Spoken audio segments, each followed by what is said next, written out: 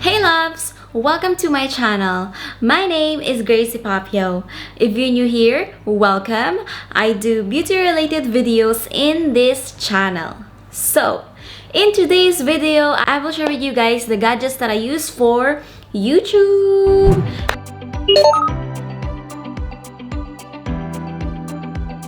By the way, if you want to know how to create this makeup look, you may click the link here or you may click the link in the description box to watch the makeup tutorial for this look. Anyway, going back to the video. This is how my table looks like.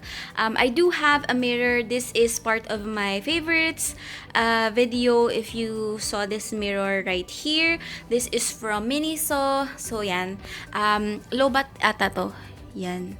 Wala na siyang ilaw. Pero umiilaw yan if you press that button. Let me start with the camera that I'm using. I am using Canon M50 and the lens that I'm using right now is the Canon lens EOS M50 in my last two videos, I think I used the standard lens that it came with, which is the 15 to 45 mm. But I think I'll be using the 22 mm moving forward because the quality or the clarity of the video is better in comparison with the lens that it came with. I can see really a big difference when I use the 22 mm. So the mic that I'm using right now is the Rode VideoMic Pro Plus shotgun microphone. Also am using a Joby GorillaPod, yung second to the largest siya. And then for the lights, I'm using the lights from my vanity mirror. I got this one from Dragon Mart. The thing with my vanity mirror, the lights are dimmable but the lights are flickering. Yan ang nagiging problem ko. Nag-flicker yung light. So that's the light that I'm using right now. I do have a ring light. It's a huge ring light. So that is what I used before, but right now, kasi isi-set up ko pa yun. Yung nagiging problem ko with my ring light, kailangan ko pa siyang i-set up. And I find that my vanity mirror is doing its job, so I don't really bother setting up my ring light. I'll show the details here of that ring light. So, nagtanong kasi ako dun sa photographer na nakasama ko sa gig.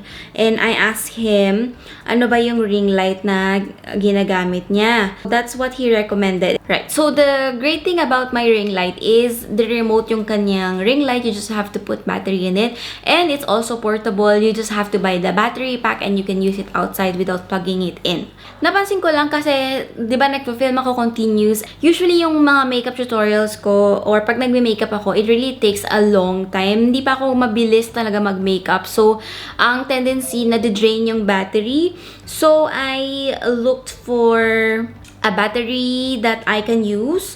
Actually, nag-contemplate ako kung bibilin ko yung diretso na siya, tapos ipa-plug mo na siya. Ipa-plug mo siya sa saksakan. Kanya lang, hindi ko alam ba't ba hindi ko, yun.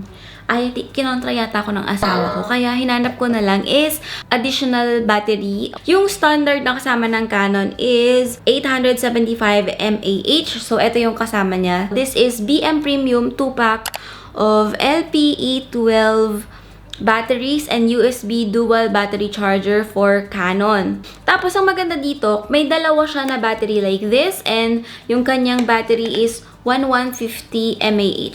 Sobrang convenient nito. Like, if you're using the same camera as mine and you're looking for an alternative battery, wag na kayong bumili ng ganito kasi may kamahalan din to. Tapos, 875 mAh lang yung kanyang battery. Yung sa microphone ko, wala kasi siyang case. So, yun yung naging problem ko with my microphone is the portability. Dahil buraranga ako, naganap ako ng hard case for my microphone. And I found this. Yan, ito. I found this in Amazon. So, this is just a hard case. So, dito ko nilalagay yung aking microphone. And then, meron ka pang storage here.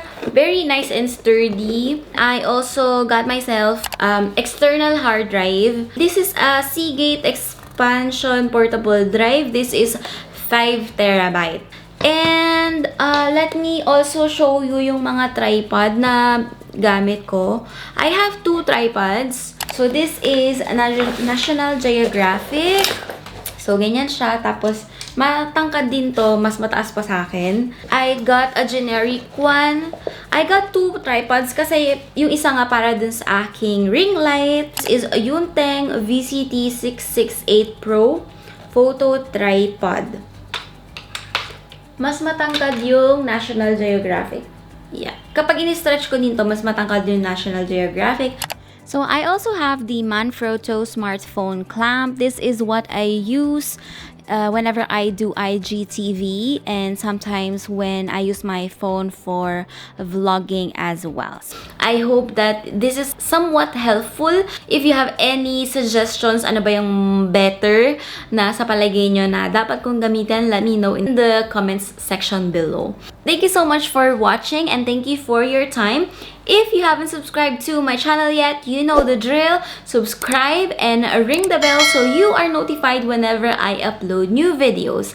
Don't forget to follow me in my social media, in Instagram and Facebook page. All the links will be listed in the description box. I'll also list the products that I mentioned in today's video, and if I can find their links, I will put them in the description box for your reference as well. Wala pong commission dun and wala akong kikitain dun. I just wanted to help out as much as I can. This is the end of the video. I hope I'll see you again on my next one.